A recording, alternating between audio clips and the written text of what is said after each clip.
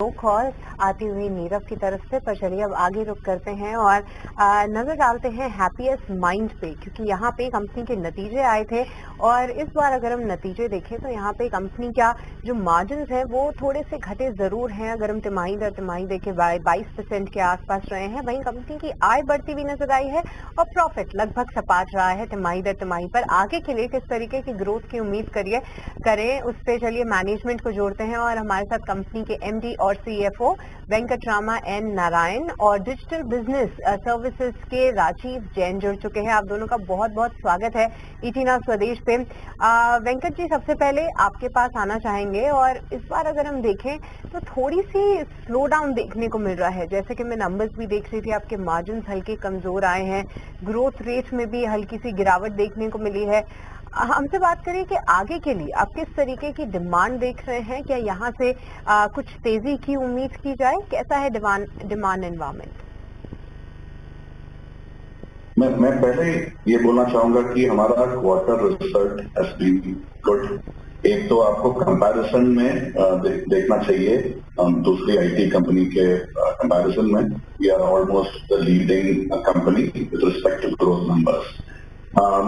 Dollar growth में we have shown 3.6% growth, and in rupee total income has shown a 4.7% growth. This is compared to a weaker quarter of Q4 of last year, जहाँ पे हमने dollar growth 1.1% दिखाया था. So we had signed up 70 new logos last quarter. अब इस quarter में 80 new logos sign up कर चुके हैं. So all of this takes a little time for us to start filling into and build the traction on revenues. So the business is picking up. Maybe the pace at which it should have picked up is slightly slower than what we would have desired. मगर the fundamental growth तो है ही है हमारे business में. ये तो हमारे profitability में आपको दिखा रहा है 25.5% profitability is also something that we're showing. So overall the financials are healthy, the growth is in place. Expectation के comparison में थोड़ा कमी रहा होगा because expectation is always high from us.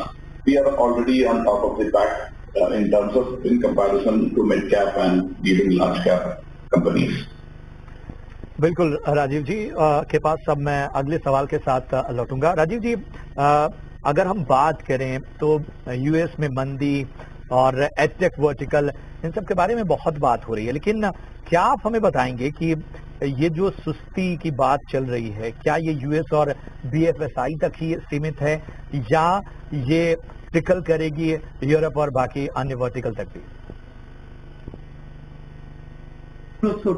Europe में थोड़ा कम है हमारा, आप देखेंगे compare to our US growth,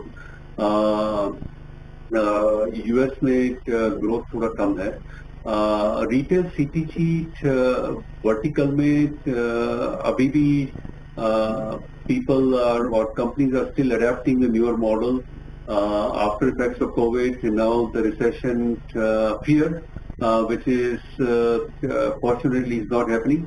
BFSI में अभी आपने देखा कि Moody's ने भी थोड़ा डाउनग्रेड किया है some banks को last night, so that has an impact. Higher interest rate has an impact, so BFSI में थोड़ा impact है. But at the same time आप देखेंगे कि नया टेक्नोलॉजी से अडेप्शन हो रहा है, which is still growing. Banks are still looking for security solutions. Banks are still looking for how do you manage the risk. So जहाँ हमारा ज़्यादा penetration है, वो areas continue to grow हो रहा है.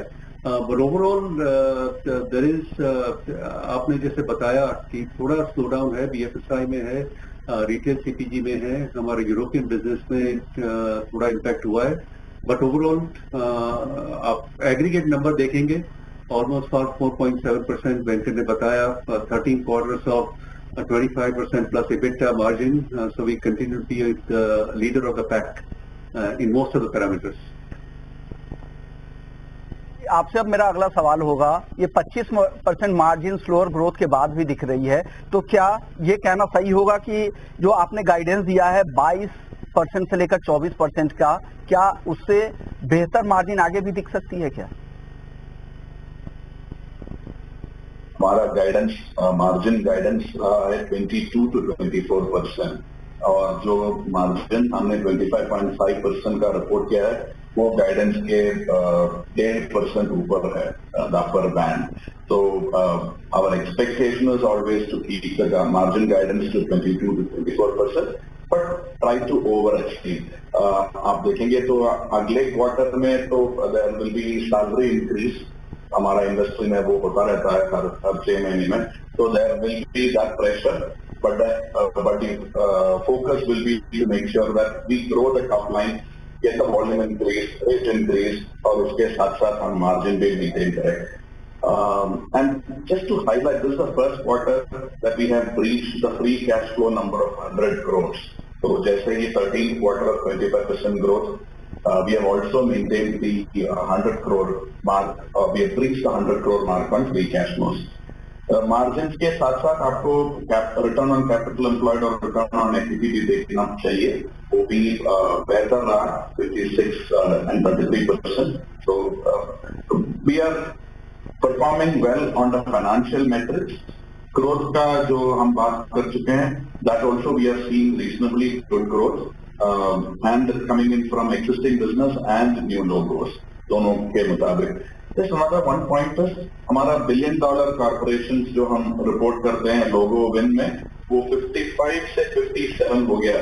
तो in this difficult market, or the way people talk about difficult economic environment, there is a lot more focus on new age technologies.